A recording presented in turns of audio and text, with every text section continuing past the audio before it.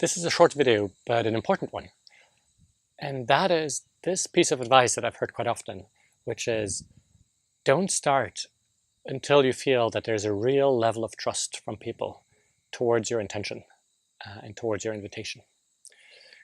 You might remember this from the book.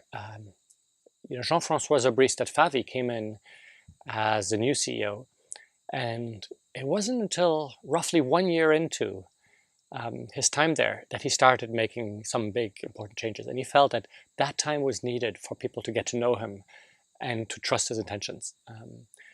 AES also talked about it. So AES, if you remember, they did more than 30 acquisitions everywhere in the world, in places that sometimes had very hard experiences in terms of management, in the former Soviet Republic, and so the levels of mistrust were huge. And they always put in 3-4 leaders that came in from existing AES operations at the top of these power plants that they took over.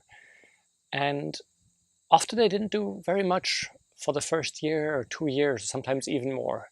And it was only when they felt that the level of trust was sufficient that they switched gears and really made the invitation to do things like adopting the advice process and adopting self-management. And so that piece of advice seems very sound to me. Wait till there's sufficient trust, for at least 2 reasons. Is that, remember that for many people in the traditional organizations, there might be sort of years and years of mistrust that have built up. And so if you just come out of the blue with this, it's very hard to imagine that people will take it as anything else than sort of the latest thing that people at the top here have invented and that we will have to suffer through. And so, it requires that trust for people to see, hey, no, this is different. And I really want to go there. The second reason is that you're basically inviting people to do things that, come from a very different paradigm. Might be things that people might not be able to fully grasp in the moment where you make that invitation. What, seriously, self-management?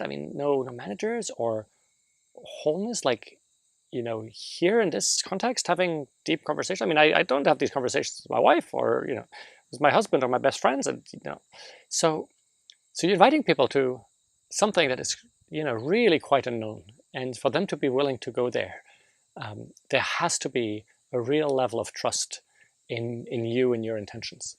How do you help people, trust you and your intention and maybe overcome years of mistrust? I believe the best and maybe the only way is what Jean-François Zobrist did at Favi, which is, just go out there, go out on the shop floor, talk to people, just be visible and just interact and listen and listen and listen and talk about what's important to you and see how that resonates.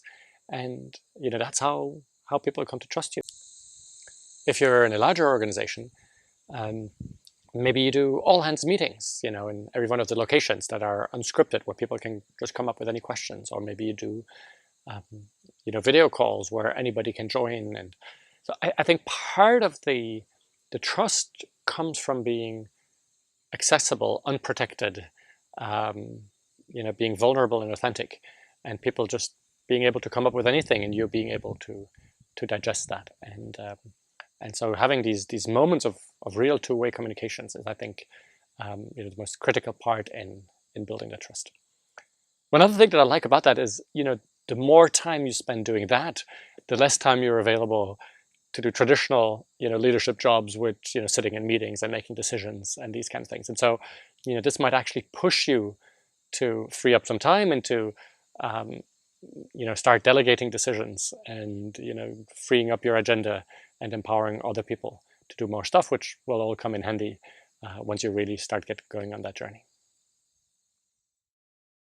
Perhaps you've noticed there is no paywall, no monthly membership to access this video series. That's because the videos live in the gift economy. This is how it works.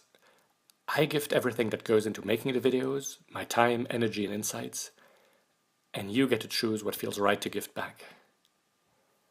Please take a moment to reflect on what would feel good to give in return to help me continue doing this work.